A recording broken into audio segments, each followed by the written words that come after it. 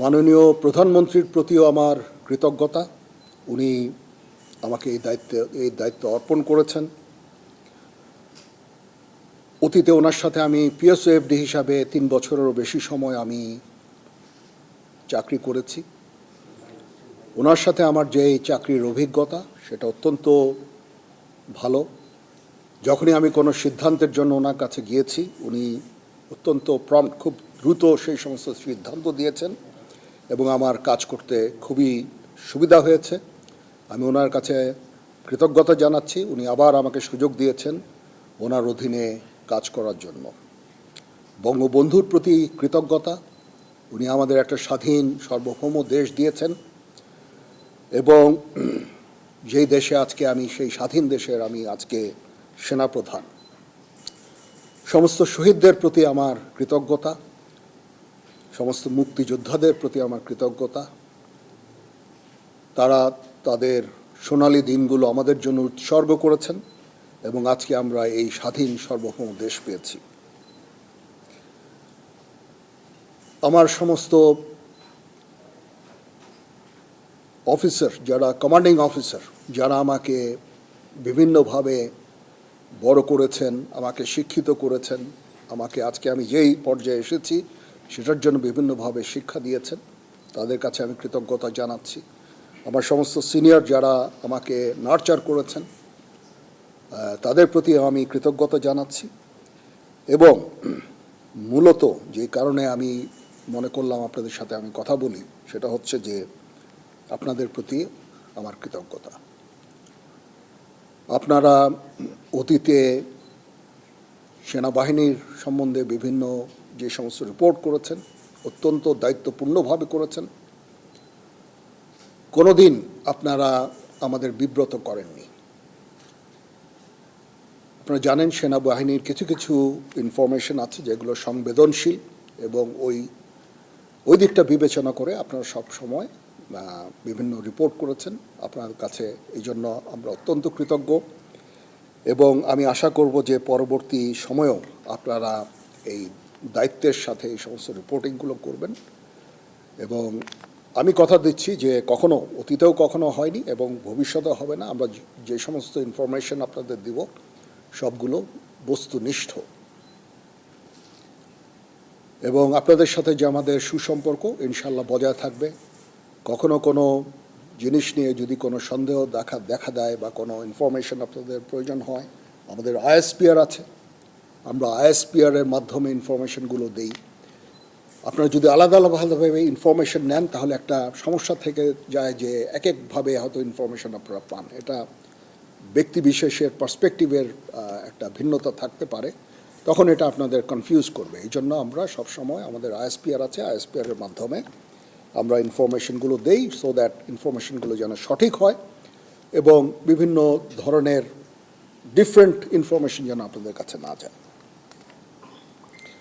সেনাপ্রধান হিসাবে আমার প্রধান দায়িত্ব হচ্ছে সেনাবাহিনীকে সবসময় যুদ্ধের জন্য প্রস্তুত রাখা, বিভিন্ন ভবিষ্যৎ চ্যালেঞ্জের জন্য প্রস্তুত রাখা। সেই কাজটাই ইনশাল্লাহ আমি করে যাব। সেনাবাহিনী ইনএড টু সিভিল পাওয়ারে তার দায়িত্ব পালন করে। যদি সরকার আমাদের সেই দায়িত্ব দেয়, ওই দায়িত্ব আমরা নিষ্ঠার সাথে পালন করব। দুর্যোগ মোকাবেলায় যখন সরকার আমাদের নিয়োগ দিবে, ইনশাল্লাহ আমরা সেই সমস্ত দায়িত্ব ভালোভাবে পালন করব। দেশ গঠনে আমাদের নিয়োগ দিলে সেটাও করব। বিশ্ব শান্তির জন্য আমরা কাজ করে যাচ্ছি। আমরা ইউএন মিশনে আমরা ডিপ্লয় হই, বিভিন্ন ইউএন অপারেশনগুলো আমরা করি শান্তি রক্ষার জন্য, বিশ্ব শান্তির জন্য আমরা কাজ করে যাই। সেগুলো ইনশাল্লাহ জারি থাকবে। এবং আমি আমার প্রাক্তন সমস্ত সেনাপ্রধানদের প্রতি আমি কৃতজ্ঞতা জানাচ্ছি। ওনারা আজকে ওনাদের শ্রম দিয়ে, ওনাদের মেধা দিয়ে আজকে যে অবস্থায় সেনাবাহিনীকে রেখেছেন, আমি সেই অবস্থা থেকে সেনাবাহিনীকে আরও সামনে এগিয়ে নিয়ে যেতে চাই। ওনারা অনেক পরিশ্রম দিয়ে করেছেন এবং সেনাবাহিনীকে একটা অত্যন্ত সুন্দর জায়গায় আমি পেয়েছি আমার এর আগে সেনাপ্রধানের কাছ থেকে। ইনশাল্লাহ আমি ভবিষ্যতে সেনাবাহিনীকে এগিয়ে নিয়ে যাওয়ার আমার সর্বাত্মক চেষ্টা আমি জারি রাখব এবং দেশ এবং জনগণের প্রয়োজনে যখন প্রয়োজন হবে আমরা সর্বদা নিয়োজিত থাকব এবং জাতির পাশে থাকব ইনশাআল্লাহ।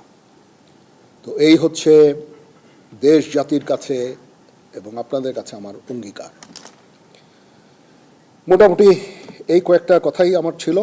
আপনাদের যদি কোনো প্রশ্ন থাকে, কিছু জানতে চান, আমার সাথে কোনো কিছু শেয়ার করতে চান, ইউ মোস্ট ওয়েলকাম। জি, আমার অতীতে সেনাপ্রধানরা যারা কাজ করেছেন অত্যন্ত ভালোভাবে কাজ করেছেন। তারপরেও শৃঙ্খলা একটা ইস্যু থেকেই যায়। সেনাবাহিনীকে সবসময় সুশৃঙ্খল রাখতে আমি কাজ করে যাব। ট্রেনিং আমরা সবসময় করছি, এই ট্রেনিংটা যেন জারি থাকে সেই দিকটা আমি দেখব। আমরা ইউএন মিশনে চ্যালেঞ্জিং দায়িত্ব পালন করছি। আমাদের অফিসার্স সৈনিকরা সবসময় ওখানে কাজ করে যাচ্ছে। এইটাও একটা চ্যালেঞ্জ এবং এটাকে সামনে নিয়ে যাওয়া এবং এটা জারি রাখা, সেই কাজগুলো আমি করব। এবং এগুলো মোটামুটি আমি চ্যালেঞ্জ হিসাবে আমি এভাবে দেখছি না, বাট এই কাজগুলো ইনশাল্লাহ করব। দেশ জাতি গঠনে যখনই কোনো কাজে আমাদের নিয়োগ দেওয়া হবে সেই কাজগুলো আমরা করব। এটার প্রধান কারণ হচ্ছে আপনাদের কাছে কৃতজ্ঞতা জানানো।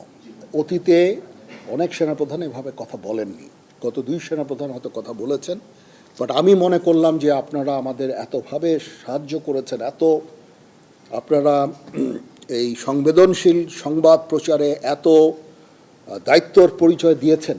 আমি যদি আপনাদের সাথে কথা না বলি সেটা মোটেই সমীচীন হবে না। আপনাদের প্রতি কৃতজ্ঞতা জানানোর জন্য বেসিক্যালি, এবং পরবর্তীতেও যেন আপনারা আমাদেরকে এইভাবে সাহায্য সহযোগিতা করেন সেই জন্য আমি মনে করেছি যে এটা আমার জন্য অত্যন্ত জরুরি যে আমি আপনাদের সাথে কথা বলি। প্রথমত হচ্ছে যে আমরা এঙ্গেজড সমস্ত দেশগুলোর সাথে। মায়ানমারের সাথে আমরা এঙ্গেজড। আমাদের ওখানে ডিএ আছে, প্রতিনিয়ত ডিএদের সাথে তাদের সরকারের যোগাযোগ আছে, এবং আমাদের মধ্যে একটা আন্ডারস্ট্যান্ডিং আছে। আমি এই মুহূর্তে মনে করি না যে তারা নিজেরাই নিজেদের দেশে অলরেডি একটা সিভিল ওয়ারের মতো নিয়োজিত আছে। সিভিল ওয়ারে তারা কোনো ধরনের অ্যাগ্রেসিভ কোনো কিছু করবে আমি বেসিক্যালি আমি মনে করি না। তারপরেও আমাদের সেনাবাহিনী সব সময় এই প্রস্তুত আছে। নেভি আছে, নেভি তার পেট্রোলিং বাড়িয়েছে, সেখানে তারা ফ্রিগেট পাঠিয়ে সবসময় পেট্রোলিং করছে। বর্ডার গার্ডও প্রস্তুত আছে, যারা সেন্ট মার্টিনসে ডিপ্লয় থাকে সবসময়, এটা আগেও ছিল। বাট ইন ডুইং সো আমরা কোনো ধরনের প্রভোকেশন আমরা করি না। মায়ানমারের সাথে আমাদের রোহিঙ্গা ইস্যু ছাড়া there is no other issue. আমরা চাই যে তারা এই রোহিঙ্গাদের ফেরত নিয়ে যাক। তাছাড়া তাদের প্রতি আমাদের অন্য কোনো ধরনের বিদ্বেষ বা কোনো ধরনের সমস্যা আমি দেখি না। So we are engaged with them. এবং ডিফেন্স ডিপ্লোমেসি একটা জিনিস বলে একটা কথা আছে, যখন 2 ফোর্সেস একে অপরের সাথে কমিউনিকেট করে সেই ফোর্সের পক্ষে হঠাৎ করে যুদ্ধ শুরু করা ভেরি ডিফিকাল্ট, এটা হয় না, ঠিক আছে? এই জন্য ডিফেন্স ডিপ্লোমেসিও ইজ ভেরি ইম্পর্ট্যান্ট। আমরা তাদের সাথে এঙ্গেজড আছি, সবসময় কথা বলছি, এবং শান্তিপূর্ণ উপায়ে আমাদের এই রোহিঙ্গা ইস্যুটা আমরা সমাধানের চেষ্টা চালিয়ে যাচ্ছি। আমরা কখনো হতাশ নই। আমি মনে করি যে একদিন না একদিন ইনশাআল্লাহ এই সমস্যার সমাধান হবে। আমরা সবসময় তাদের সাথে এঙ্গেজ থাকব। তো সবাইকে ধন্যবাদ। আপনারা যে এসেছেন আমাদের এখানে, আপনাদের অসংখ্য ধন্যবাদ। এই ইনফরমেশন, এই ইস্যুটা কভার করার জন্য কষ্ট করে এসেছেন, সারাদিন ছিলেন। আমি জানি না আপনাদের হয়তো লাঞ্চের ব্যবস্থা করা হয়েছে, একটু পরে আমরা একসাথে স্ন্যাক্স খাবো। বাট আপনাদের প্রতি আবার কৃতজ্ঞতা, এই যে আপনারা এসেছেন এখানে এসে আমার এই প্রোগ্রামটা কভার করছেন, আবার আপনাদের প্রতি কৃতজ্ঞতা। তো আমরা ইনশাআল্লাহ একসাথে কাজ করে যাব।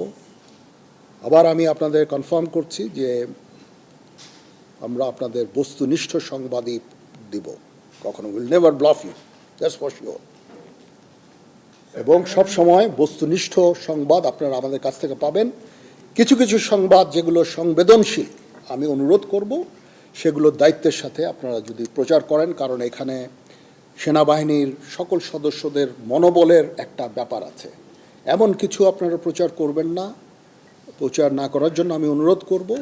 যেটা মনোবলের উপরে একটা বিরূপ প্রভাব সৃষ্টি করে।